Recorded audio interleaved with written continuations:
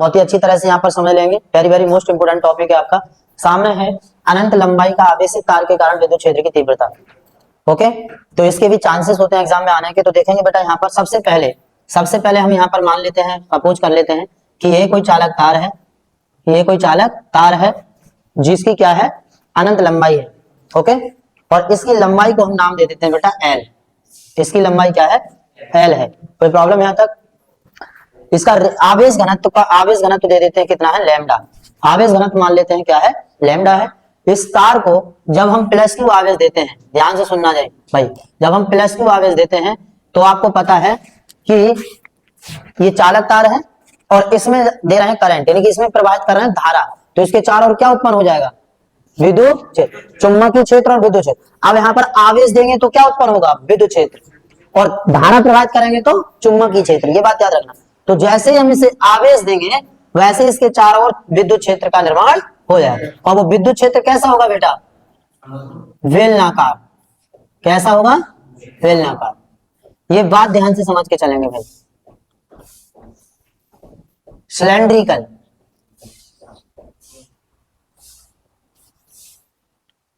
तो यहां पर ये बेलनाकार विद्युत क्षेत्र का निर्माण हो जाएगा।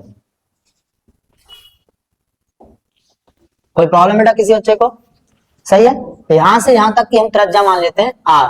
क्या मान लेते हैं, आर। और इस बेलन की लंबाई का नाम दे देते हैं स्मॉल एल। ओके, और यहां पर पॉइंट मान लेते हैं कोई पी, और जहां हमें विद्युत क्षेत्र की तीव्रता ज्ञात करनी है। बताइए यहां तक कोई समस्या हुई किसी बच्चे को? अब इसमें आपको एक चीज देखने को मिल रही होगी, इसमें 3 पृष्ठ हैं। एक पृष्ठ ये S1 है, दूसरा भाई पृष्ठ S2 है, और तीसरा पृष्ठ हमारा S3 है। तो यहाँ पर S1 और S2 पृष्ठ को देखिए, S1 और S2 पृष्ठ को देखो, ये दोनों पृष्ठ हैं समतल। कैसे पृष्ठ हैं, समतल पृष्ठ है। क्योंकि आपको पता है ये बेलन है, और इस बेलन का ऊपरी पृष्ठ और निचला पृष्ठ, ये दोनों कैसे पृष्ठ होते हैं, समतल। ये समतल पृष्ठ होते हैं। और ये जो है ये वक्र पृष्ठ है। ये बेलन का तीसरा जो S3 है वो क्या है, वक्र पृष्ठ। यहाँ पर ये बेलन है और ये घुमावकार है, मतलब ये क्या है, वक्र पृष्ठ है। कोई प्रॉब्लम यहाँ तक? तो यहाँ तक समझ में आ गया होगा कि वक्र पृष्ठ और समतल पृष्ठ। तो सबसे पहले अब हम चित्र बना लिया अब हम इसको करेंगे एक्सप्लेन। एक्सप्लेन करते समय क्या लिखेंगे, माना एल लंबाई का एक रेखीय आवेशित चालक तार है जिसको प्लस क्यू आवेश दिया जाता है, जिससे उसके चारों ओर एक विद्युत क्षेत्र का निर्माण हो जाता है, जिसमें 3 पृष्ठ, एक S1 और एक S2 समतल पृष्ठ तथा S3 वक्र पृष्ठ है। तब इसकी करेंगे भाई यहाँ पर हम गणना। थोड़ा ध्यान से सुनोगे, तब हम करेंगे यहां से इसकी गणना। तो गणना में सबसे पहले हम यहां देखेंगे कि जो विद्युत क्षेत्र का निर्माण हुआ है वो 3 पृष्ठों से मिलकर बना है। तो यहां पर क्योंकि वेलन 3 पृष्ठों से मिलकर बना होता है, जिसमें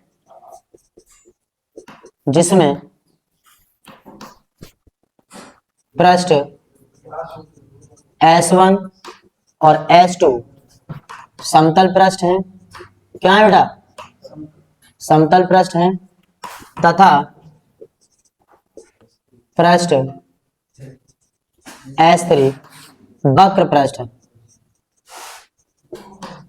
तो यहां तक कहानी आपको समझ में आ गई होगी। कोई प्रॉब्लम? तो इसलिए सबसे पहले हम निकालेंगे S1 पृष्ठ से निकलने वाले, एक और बात, एक मिनट, वर्किंग स्टेप में मैंने आपको क्या समझाया था भाई, ऐसे सही है, ऐसे वर्किंग स्टेप में मैंने आपको क्या समझाया था, वर्किंग स्टेप में ये समझाया था कि सबसे पहले हमें क्या ज्ञात करना है, आवेश। क्या ज्ञात करना है बाबू, आवेश। देखिए हमने जैसे जैसे वर्किंग स्टेप समझाई थी वैसे वैसे ही हम इस पर कार्य करेंगे, ध्यान से समझ के चलना। तो सबसे पहले हम आवेश निकालेंगे, तो इसलिए आवेश यहां से कितना हो जाएगा, Q इक्वल टू, आवेश कितना है यहाँ पर Q, तो Q बराबर क्या होता है, आवेश इंटू आवेश घनत्व इंटू लंबाई, चालक तार की क्या है यहाँ पर लंबाई, तो आवेश बराबर आवेश घनत्व कितना है लैम्डा, लैम्डा और इंटू लंबाई कितनी है एल, ऐसे मान लेंगे equation number first. Any problem यहाँ तक? उसके बाद हम यहाँ पर निकालेंगे, क्योंकि S1 पृष्ठ से निकलने फ्लक्सों की संख्या, निकलने वाली फ्लक्सों की संख्या, तो बेटा क्या हो जाएगा डी फाई ई वन या फाई ई वन भी लगा सकते हैं, कोई प्रॉब्लम नहीं है। तो फाई ई वन क्या हो जाएगा यहाँ से, S1 पृष्ठ से निकलने वाली फ्लक्सों की संख्या फाई ई वन, यहां से हो जाएगा E D S cos theta, E D S cos theta. ध्यान से समझेंगे, यहां पर ई फाई ई वन, तो यहां पर भी क्या आ जाएगा बाबू ई वन और डी एस कास थीटा, फ्लक्सों की संख्या का सूत्र यही है, फ्लक्स यही होता है phi equal to E D S cos theta, ये सब जानते हैं आप। तो यहाँ पर अब आप जानते हैं, यहाँ पर देखो बेटा ये S1 पृष्ठ है, तो S1 पृष्ठ है, ये क्या है, इसका रेखीय आवेश है। तो हम यहाँ पर एक बात आपको यह समझाते हैं, ये बेलन है और इसका ये पृष्ठ S1 है और यहाँ पर हमने कोई बिंदु P माना है और ये विद्युत क्षेत्र की तीव्रता A है। अब यहाँ की हम बात करें कि भाई पृष्ठ S1 से निकलने वाली जो फ्लक्सों की संख्या होगी वो क्या होगी, इस विद्युत क्षेत्र की तीव्रता के क्या होगी, लंबवत होगी। देखिए भाई लंबवत होगी, तो जब लंबवत है तो यहाँ थीटा का मान कितना हो जाएगा 90 डिग्री, तो थीटा का मान कितना हो जाएगा 90 डिग्री हो जाएगा। तो यहां से क्योंकि हम थीटा इक्वल टू कितना रखेंगे 90 अंश, तो इसलिए कितना हो जाएगा phi E one equal to E one D S cos 90 degree, और कास 90 का वैल्यू कितना होता है 0, तो यहां से phi E one equal to कितना आ जाएगा 0। कोई प्रॉब्लम बेटा? इसी प्रकार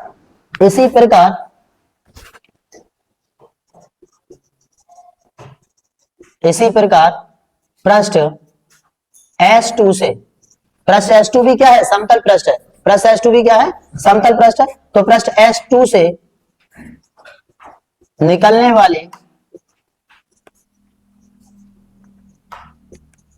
फ्लक्सों की संख्या, तो यहां पर phi E two equal to same process रहेगा, क्योंकि ये भी हमारा समतल पृष्ठ था S1 और S2 भी क्या है समतल पृष्ठ है, तो दोनों में प्रोसेस सेम रहेगा।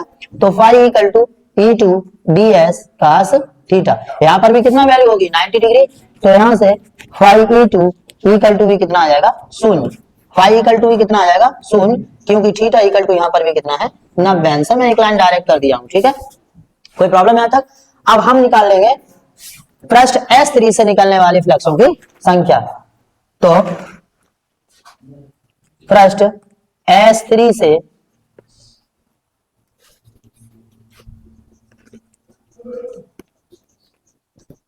निकलने वाली फ्लक्सों की संख्या, तो यहां पर क्या हो जाएगा बेटा फाई ई3 इक्वल टू E3 या E रखें, यहां पर कोई प्रॉब्लम नहीं है, E का E रहने देने कोई दिक्कत नहीं है, E1 E2 E3, तो ds cos थीटा।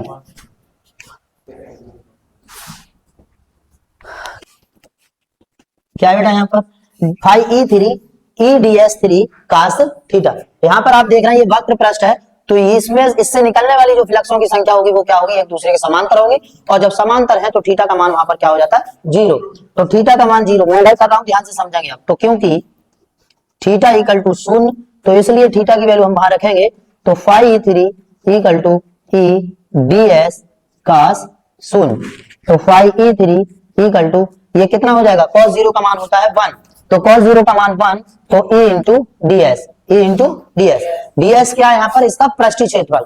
तो वेलन का पृष्ठीय क्षेत्रफल का फॉर्मूला क्या होता है भाई, पता है आपको? तो बच्चा बताओ, वेलन का पृष्ठीय क्षेत्रफल क्या होता है 2 पाई RL, कितना होता है 2 पाई RL, ये निकल आया हमारा फाई E3 का मान। अब हम निकाल लेंगे कुल फ्लक्सों की संख्या। तो देखिए मैं थोड़ा सा इधर से कर रहा हूं बेटा, कुल फ्लक्सों की संख्या, मैंने दूसरा स्टेप क्या निकाला था, मैंने फ्लक्स निकाल, कुल फ्लक्स निकाल लोगे, तो कुल फ्लक्सों की संख्या, तो फाई इक्वल टू क्या हो जाएगा five E1 plus five E2 और प्लस फाइव E3। यहाँ पर phi E equal to phi E1 कितना है 0, फाइव E2 भी 0 और ये कितना है E इंटू 2 पाई आर एल। तो यहाँ से फाइव E इक्वल टू आ जाएगा 2E पाई आर एल। कोई समस्या यहाँ तक? ये आ गया हमारा कुल फ्लक्सों की संख्या। अब हम इसे कर देंगे गॉस के नियम में पुट। तो आप पहले इतना नोट कर लीजिए और उसके बाद आगे हम उसे कर रहे हैं। यहाँ पर हमने यहाँ से क्या निकाल लिया कुल फ्लक्सों की संख्या। तो कुल फ्लक्सों की संख्या आ गई हमारे पास 2E पाई आर एल। अब हम यहाँ से क्या करेंगे, क्योंकि गाउस के नियम से, तो गाउस प्रमेय से, गाउस प्रमेय आप सब बच्चे जानते हैं कि गाउस प्रमेय क्या होता है, phi E equal to Q upon epsilon nought. तो फाइव E का मान कितना है बेटा यहाँ से 2E pi R, 2E pi R L बराबर Q। आवेश हमने पहले निकाल लिया था, तो आवेश कितना है lambda into L upon epsilon not. Okay, हमें यहाँ से E निकालना है, तो ये पूरा कहाँ चला जाएगा नीचे, और यहाँ से L से L क्या हो जाएगा बेटा कैंसिल। तो ये E बराबर लैम्डा अपॉन एप्सिलॉन नॉट और बटे 2 पाई आर, 2 पाई आर। अब हम इसका बट्टे ये है, इसका बट्टे तो ये है ही है, इसका बट्टे 1 मान लेंगे, तो इसका इसमें और इसका इसमें, तो E इक्वल टू क्या हो जाएगा 1 अपॉन 2 पाई एप्सिलॉन नॉट और लैम्डा अपॉन आर। तो ये हो जाएगा इसका फाइनल फॉर्मूला। कोई प्रॉब्लम यहाँ तक? ठीक है, तो ये हो जाएगा अनंत लंबाई का आवेशित तार के कारण विद्युत क्षेत्र की तीव्रता। अनंत लंबाई के आवेशित तार के कारण विद्युत क्षेत्र की तीव्रता का सूत्र E equal to 1 upon 2 pi epsilon naught lambda upon R. तो यहाँ से नोट कर लीजिए बेटा ये।